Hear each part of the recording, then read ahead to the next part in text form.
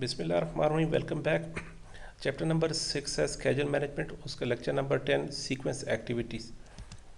Sequence activities, अब ये जो नॉलेज एरिया है वो स्केड्यूल मैनेजमेंट है, और जो प्रोसेस ग्रुप है वो प्लानिंग है, और जो सीक्वेंस एक्टिविटी है ये प्रोसेस है स्केड्यूल मैनेजमेंट का। ये जब भी हम किसी प्रोसेस की बात करते हैं तो आपको इसमें तीन चीज़ों का पता होना ज़रूरी है एग्ज़ाम के पॉइंट ऑफ व्यू से। एक, ये किस नॉलेज एरिया में आता है ये प्रोसेस, ये प्रोसेस किस ग्रुप में आता है, और इसका अपना प्रोसेस का सही नाम क्या है। अक्सर एग्ज़ाम में आपको डॉज करने के लिए प्रोसेस का नाम भी गलत लिखा जाता है, तो उसमें आपसे कहते हैं कि इसमें करेक्ट कौन सा है। तो आपको सारे प्रोसेस का नाम, प्रोसेस ग्रुप और नॉलेज एरिया का पता होना चाहिए। ये एक बहुत इंपॉर्टेंट टिप है एग्ज़ाम के लिए। अब हम सीक्वेंस एक्टिविटीज़, इससे पिछली जो एक्टिविटीज़ थी वो थी डिफाइन एक्टिविटीज़, जहाँ पे हमने एक्टिविटीज़ वर्क ब्रेकडाउन स्ट्रक्चर की डीकम्पोजिशन पर हम गए थे, वर्क पैकेजेस तक पहुँचे थे, और वर्क पैकेज के बाद हम जब स्केड्यूल मैनेजमेंट में स्टेप इन होते हैं तो हम वर्क पैकेजेस को उठा के उसमें एक्टिविटीज़ को लिस्ट डाउन करते हैं। यहाँ पे एक्टिविटीज़ की लिस्ट डाउन हो रही है, ब्रेक डाउन नहीं हो रही। अब हम यहाँ पे वहाँ पे लिस्ट डाउन किया था, अब यहाँ पे एक्टिविटीज़ की सीक्वेंस होगी। अक्सर हम देखते हैं प्रोजेक्ट्स में सीक्वेंस में जो एक्टिविटीज़ उनमें डिपेंडेंसीज होती है, रिलेशनशिप होता है, वो किस तरह हम मैनेज करते हैं वो हम इस चैप्टर में डिस्कस करेंगे। इनपुट टूल टेक्निक्स, जिसको हम इसी चैप्टर में डिस्कस करने वाले हैं, जो मेजर चीज़ें हैं जो आपको पता होना चाहिए उसको हम देख लेते हैं।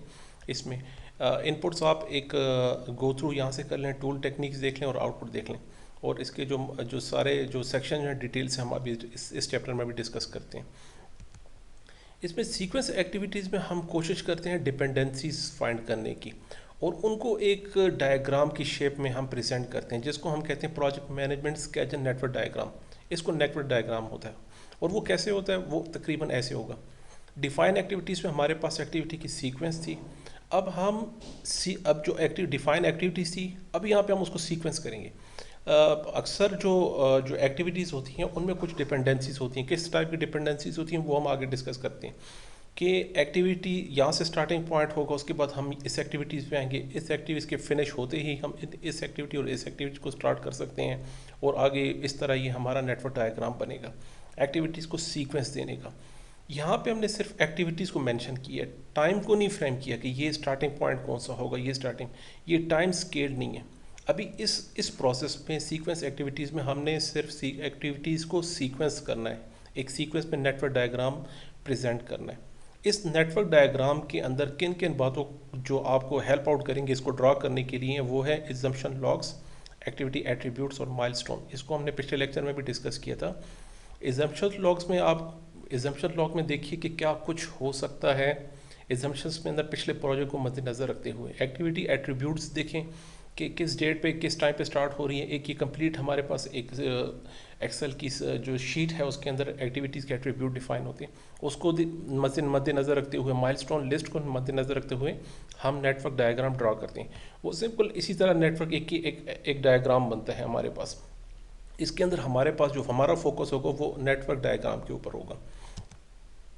नेटवर्क डायग्राम में हम कैसे करेंगे, इसमें प्रेसिडेंस डायग्रामिंग मेथड जो है ये ज़्यादा यूज़ हो रहा है, जिसमें एक एक्टिविटी स्टार्ट होगी और उसके फिनिश पे हम एक्टिविटी बी पे जाएंगे। एक्टिविटी ए के लिए सक्सेसर एक्टिविटी जो है वो एक्टिविटी बी है, और एक्टिविटी बी के लिए प्रेसिडेंस जो है प्रीसीडिंग एक्टिविटी है वो एक्टिविटी ए है। ये है नोट करने वाली बात है। एक्टिविटी ए के लिए सक्सेसर एक्टिविटी होगी एक्टिविटी बी, और एक्टिविटी बी के लिए जो प्रीसीडिंग एक्टिविटी होगी, प्रीसीडिंग एक्टिविटी है एक्टिविटी ए। इसमें ये जो एग्ज़ाम में ये जो स्टेटमेंट आती है उसमें आप देखें कि इसका प्रीसीडिंग एक्टिविटी कौन सी है और सक्सेसर एक्टिविटी कौन सी है। अक्सर आपको डिफ़ाइन करने के लिए भी दिया जाता है कि आप इन एक्टिविटी लिस्ट को सामने रखते हुए, इनके जो डिपेंडेंसीज को सामने रखते हुए नेटवर्क डायग्राम ड्रा कीजिए। तो कैसे ड्रा करेंगे वो भी हम इसमें सीखेंगे। इसमें जो रिलेशनशिप की जो टाइप्स हैं, ये टाइप्स रहती हैं, इन रिलेशनशिप को हम देखते हुए, इनके ऊपर डिपेंड करते हुए हम एक्टिविटी ड्रा करते हैं। अक्सर फिनिश टू स्टार्ट का मतलब है कि एक्टिविटी ए को जब हम फिनिश करेंगे तभी हम एक्टिविटी बी स्टार्ट कर सकते हैं। एक्टिविटी ए जब फिनिश होगी तो हम एक्टिविटी बी स्टार्ट करेंगे। जैसे हम अक्सर जब डैगिंग होगी तो उसके बाद उसके ऊपर बुनियाद डलेगी। डैगिंग से पहले बुनियाद नहीं हो सकती, डैगिंग होगी फिर बुनियाद होगी फिर उसके ऊपर दीवार होगी फिर उसके ऊपर हम जो है लंटर वगैरह ऊपर छत डाल सकते हैं। ये एक सीक्वेंस है। अब उसको कौन से टाइप की रिलेशनशिप हुई इसमें देखेंगे हम कि ये फिनिश के स्टार्ट है या स्टार्ट टू स्टार्ट है। हम एक काम के साथ ही दूसरा काम भी शुरू कर सकते हैं। हम जैसे ही जो प्रीसीडिंग एक्टिविटी है उसी के साथ सक्सेसर एक्टिविटी स्टार्ट कर सकते हैं कि नहीं, ये ऑप्शन भी देखा जाता है। फिनिश टू फिनिश यानी सक्सेसर एक्टिविटी जब तक फिनिश नहीं होती, हम जो प्रीसीडिंग एक्टिविटी जब तक फिनिश नहीं होती हम सक्सेसर एक्टिविटी भी फिनिश नहीं कर सकते। जब तक डॉक्यूमेंटेशन फिनिश नहीं होगी हम टेस्टिंग भी फिनिश नहीं कर सकते। टेस्टिंग के साथ डॉक्यूमेंटेशन दोनों साथ साथ चलती हैं, एक फिनिश होगी दूसरी भी साथ फिनिश होगी। ये एग्जांपल है।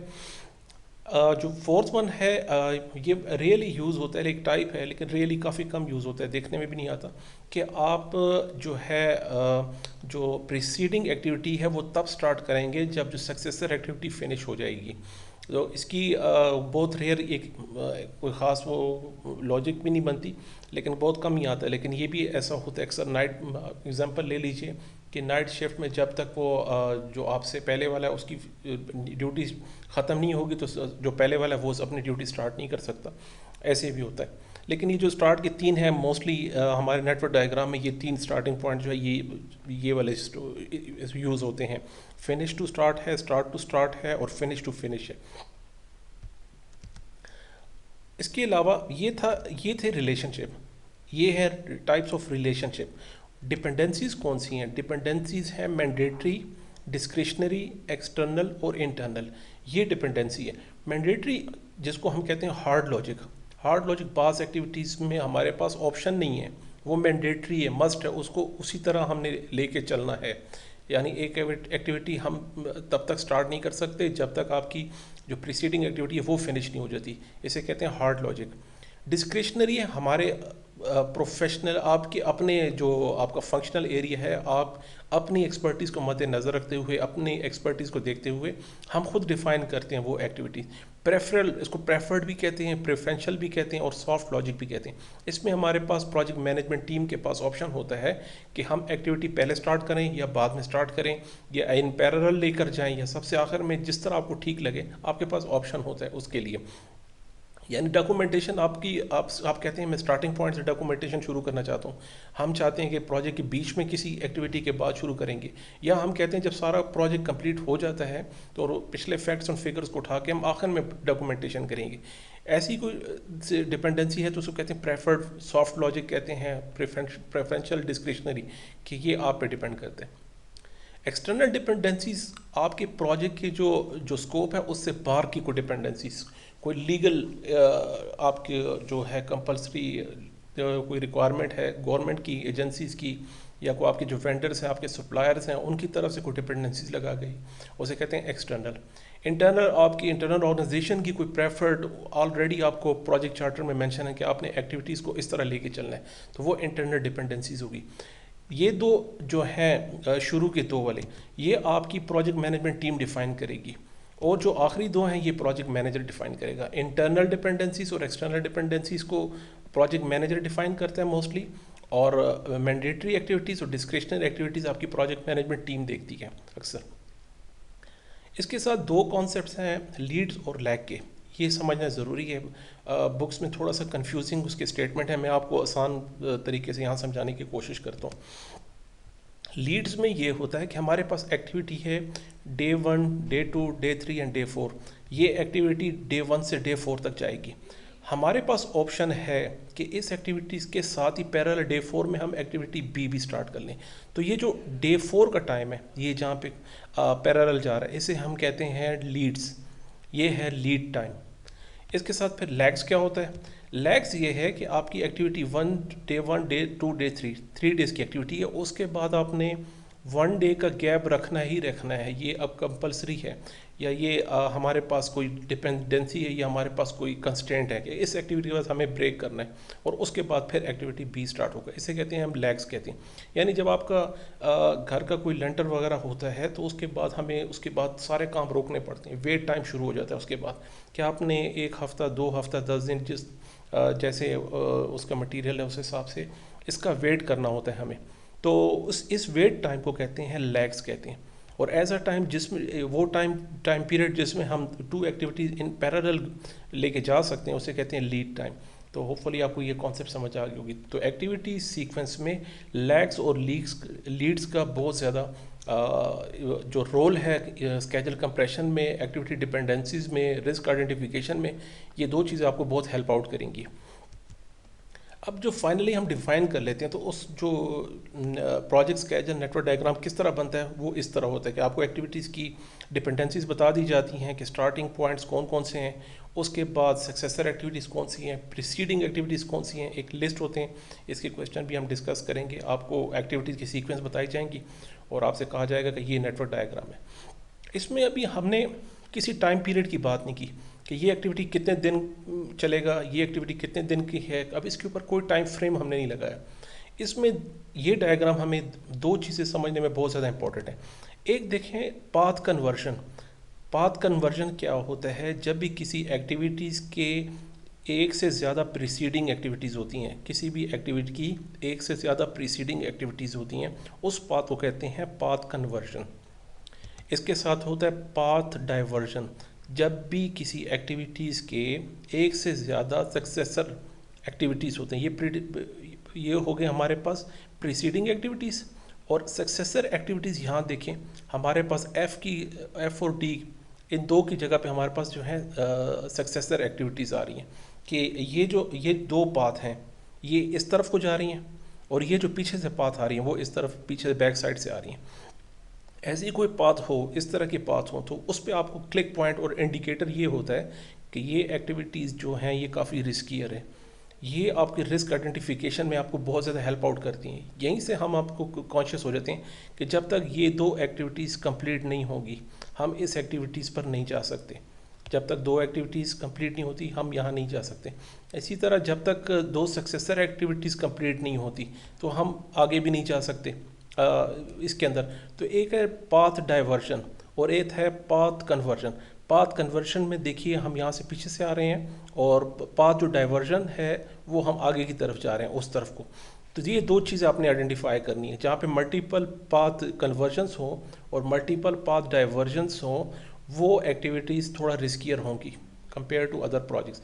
ये सीक्वेंस ये है एक in one go, activity A, activity D, activity F and then finish. और इसी तरह यहाँ से हम एक्टिविटी सी, एक्टिविटी ई और देन टू फिनिश। ये सिंपल एक्टिविटीज़ हैं, इनको मैनेज करना आपके लिए आसान रहेगा। लेकिन यहाँ जो बीच में जहाँ पे पाथ कन्वर्जन्स और डाइवर्जन्स आएंगी उसको मैनेज करने के लिए आपको थोड़ा सा कॉन्शियस होना है और थोड़ा सा आपको रिस्क एनालिसिस उस पर ज़्यादा आपने करना होगा। अब इससे हमें फ़ायदा क्या होता है नेटवर्क डायग्राम से? देखिए हम अपने टाइम को जस्टिफाई कर सकते हैं। आप कहते हैं मुझे अपने प्रोजेक्ट की इस वर्क पैकेज को कंप्लीट करने के लिए 6 मंथ चाहिए, रिक्वायर्ड है। यार 6 मंथ क्यों रिक्वायर्ड है, उसको आप जस्टिफाई कर सकते हैं नेटवर्क डायग्राम से। एक बेस्ट टूल है प्लानिंग, ऑर्गेनाइजेशन, कंट्रोलिंग के लिए प्रोजेक्ट की। हम पैरेलल अपने प्रोजेक्ट की जो परफॉर्मेंस उसको चेक करते रहते हैं नेटवर्क एक्टिविटी को सामने रखते हुए। हमें डिपेंडेंसीज बताती हैं कि हमारा जो प्रोजेक्ट है वर्क पैकेज कितना रिस्कियर है, कितनी रिस्क रेटिंग उसकी कितनी ज़्यादा, इजी है, हाई है, लो है, मीडियम है, हम उसको रिस्क रेटिंग कहते हैं।